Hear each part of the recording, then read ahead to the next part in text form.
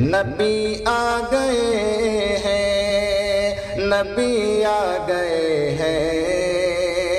خطبہ کے بعد ایک آیت مقدسہ تلاوت کرنے کا شرف حاصل کیا ہے۔ یہ آیت مقدسہ قرآن مجید کے دوسرے پارے کے اندر موجود ہے۔ پروردگار عالم قرآن مجید میں ارشاد فرماتا ہے وَأَتِمُّ الْحَجَّ وَالْعُمْرَةَ لِلَّهِ، یعنی اللہ تعالیٰ کے لیے حج اور عمرے کو پورا کرو۔ کہہ دو مچل کے سبحان اللہ۔ اس آیت مقدسہ میں پروردگار عالم ارشاد فرماتا ہے کہ اگر تمہیں حج کرنا ہو، اگر تمہیں عمرہ کرنا ہو تو دکھاوے کے لیے مت کرنا، ریاکاری کے لیے مت کرنا، دنیا داری کے لیے مت کرنا، بلکہ اگر حج اور عمرہ کرو تو صرف اس نیت سے کرنا کہ اللہ تعالیٰ کی رضا اور خوشنودی حاصل ہو جائے، اس کے محبوب کی رضا اور خوشنودی حاصل ہو جائے۔ اس نیت سے جب تم حج کرو گے، اس نیت سے جب تم عمرہ کرو گے تو پروردگار عالم کی بارگاہ میں تمہارا حج بھی قبول ہو جائے گا، تمہارا عمرہ بھی قبول ہو جائے گا۔ اور جب تم اللہ تعالیٰ کی بارگاہ میں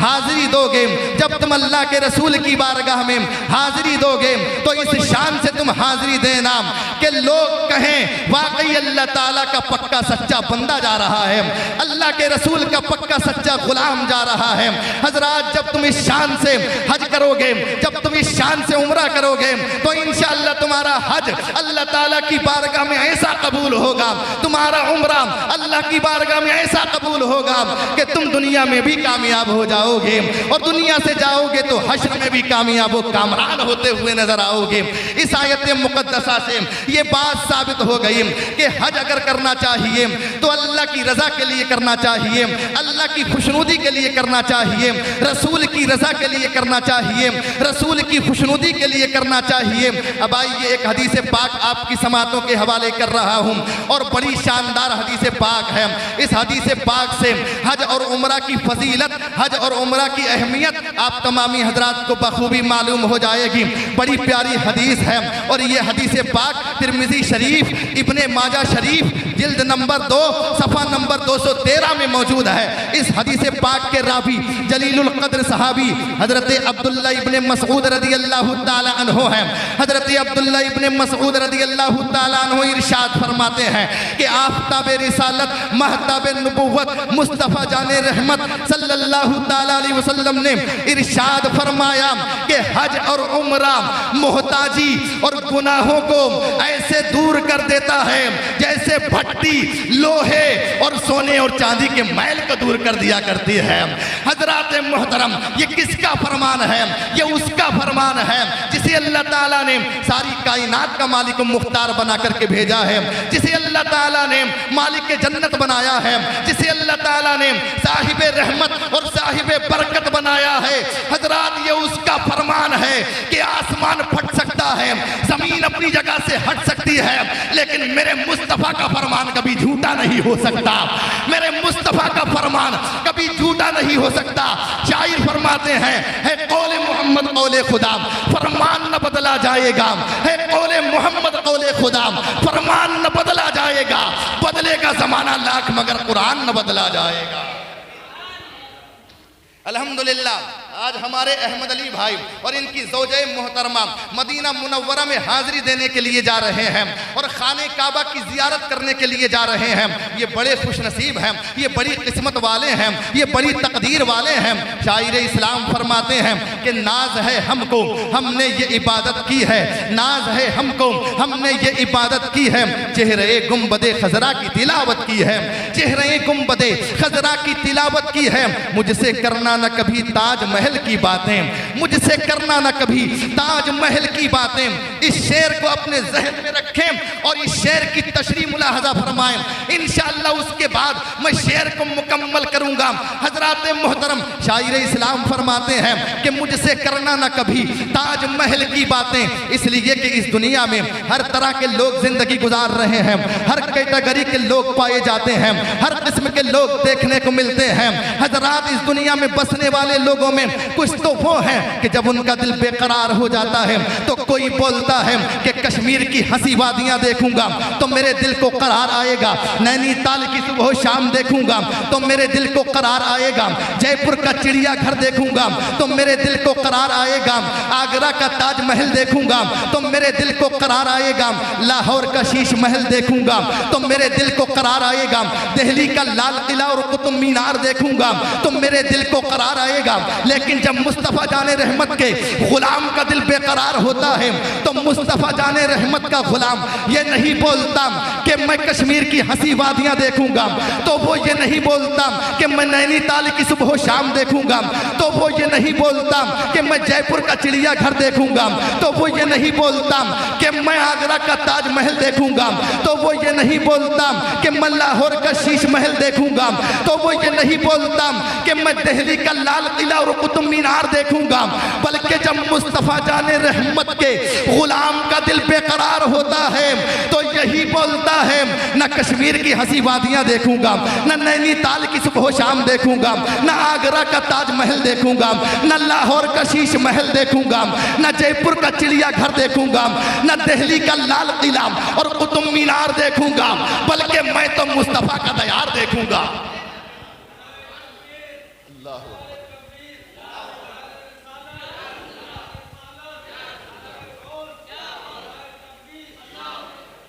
میں تو مصطفیٰ کا دیار دیکھوں گا تو میرے دل کو قرار آ جائے گا۔ اب سنو شاعر اسلام کا شعر سنو، شاعر فرماتے ہیں ناز ہے ہم کو ہم نے یہ عبادت کی ہے، چہرے گنبد خضرا کی تلاوت کی ہے، مجھ سے کرنا نہ کبھی تاج محل کی باتیں، میں نے سرکار کے روزے کی زیارت کی ہے، میں نے سرکار کے روزے کی زیارت کی ہے۔ الحمدللہ اللہ تبارک و تعالیٰ کا لاکھ لاکھ شکر و احسان ہے کہ اس نے ہمیں اور آپ کو اپنے محبوب کا امتی بنایا ہے، اپنے محبوب کا غلام بنایا ہے، اپنے محبوب کا چاہنے والا بنایا ہے، اپنے محبوب کے در کا بھکاری بنایا ہے، اپنے محبوب کے در کا منگتا بنایا ہے۔ اعلیٰ حضرت فرماتے ہیں یا رسول اللہ وہی رب ہے جس نے تجھ کو ہمتن کرم بنایا، ہمیں بھیک مانگنے کو تیرا آستہ بتایا، تجھے حمد ہے خدایا، تجھے حمد ہے خدایا۔ یا رسول اللہ اللہ تعالیٰ نے آپ کو ہمتن اور جود و کرم بنا کر کے بھیجا ہے اور ہمیں بھیک مانگنے کے لیے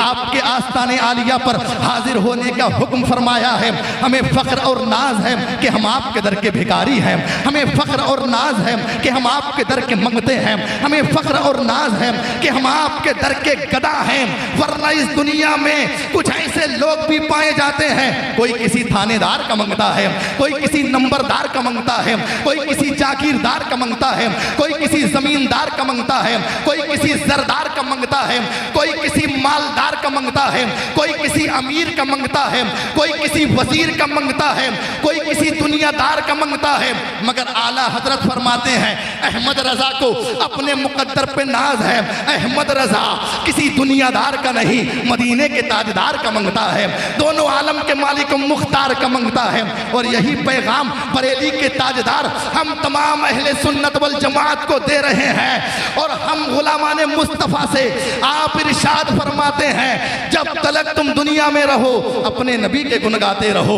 اپنے نبی کے ترانے گاتے رہو، اپنے نبی کی نعتیں پڑھتے رہو، اپنے نبی کی تعریف و توصیف بیان کرتے رہو، اپنے نبی کے قصیدے پڑھتے رہو، اور جب دنیا سے جاؤ تو یہی کہتے ہوئے جاؤ کہ یا رسول اللہ تمہیں جانا تمہیں مانا، نہ رکھا غیر سے کام، للہ الحمد میں دنیا سے مسلمان گیا، نعمتیں بانٹتا جس سمت وہ ذیشان گیا، ساتھ ہی منشیے رحمت کا قلم دان گیا، لے خبر جلد کے غیروں کی طرف دھیان گیا، میرے آقا میرے مولا تیرے قربان گیا، جانو دل ہوش و خرد سب تو مدینے پہنچے، تم نہیں چلتے رضا سارا تو سامان گیا،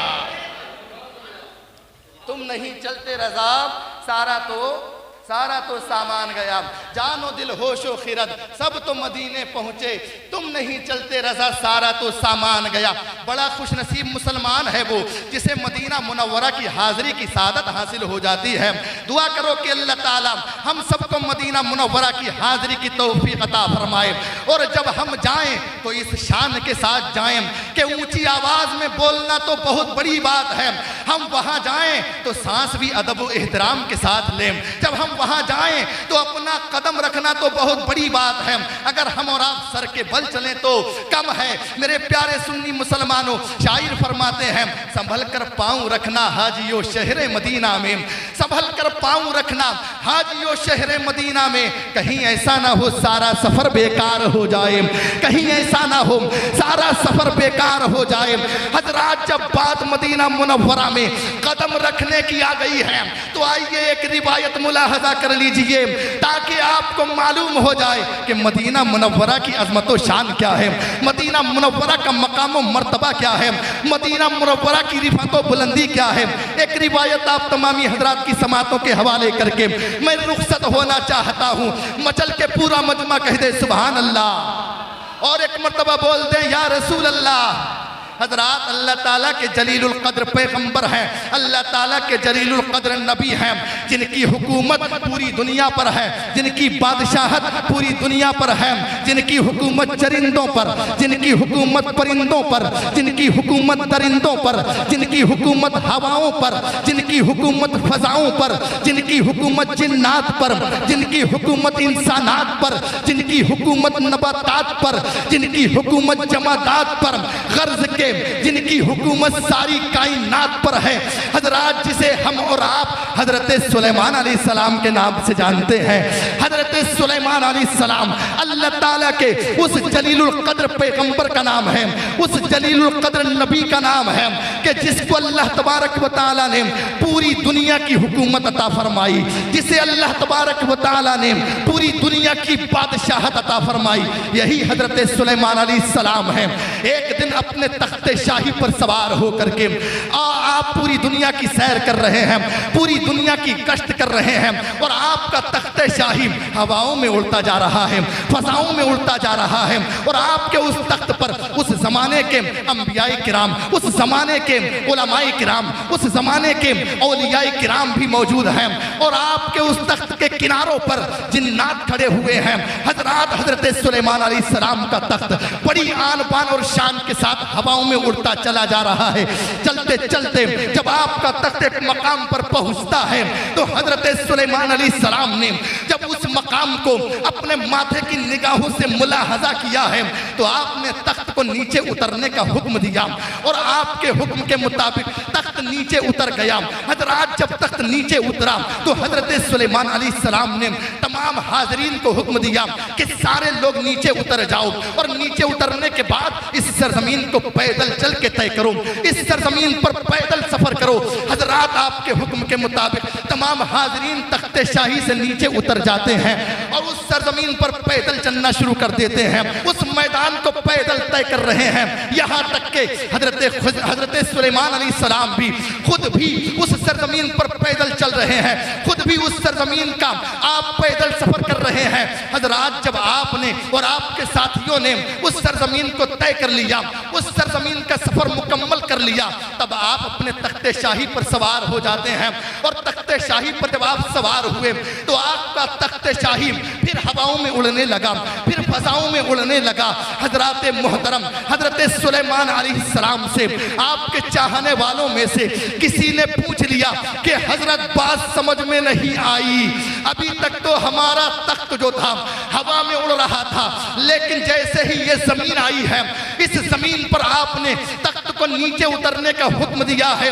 اور سب کو پیدل چلنے کا حکم دیا ہے، اور خود بھی آپ پیدل چل رہے ہیں۔ آخر پیدل چلنے کی وجہ کیا ہے؟ آخر اس سرزمین کا ادب و احترام کرنے کی وجہ کیا ہے؟ تو سنو حضرت سلیمان علیہ السلام کا جواب سنو۔ حضرت سلیمان علیہ السلام ارشاد فرماتے ہیں کیا تمہیں معلوم نہیں ہے یہ سرزمین جو تم دیکھ رہے ہو، جو ابھی جنگل نظر آ رہی ہے، جہاں پر نہ کوئی آبادی ہے نہ کوئی شہر موجود ہے، لیکن میری نگاہ نبوت دیکھ رہی ہے کہ ایک وقت ایسا آئے گا یہاں پر ایک شہر آباد ہوگا, یہاں پر ایک بستی آباد ہوگی, اور اسی شہر کو لوگ مدینہ منورہ کے نام سے جانیں گے, اسی شہر کو مدینے کے نام سے یاد کیا جائے گا. حضرات محترم حضرت سلیمان علیہ السلام ارشاد فرماتے ہیں اسی سرزمین پر اللہ تبارک و تعالیٰ کے آخری پیغمبر اپنی زندگی کا آخری زمانہ گزاریں گے, اور اسی سرزمین پر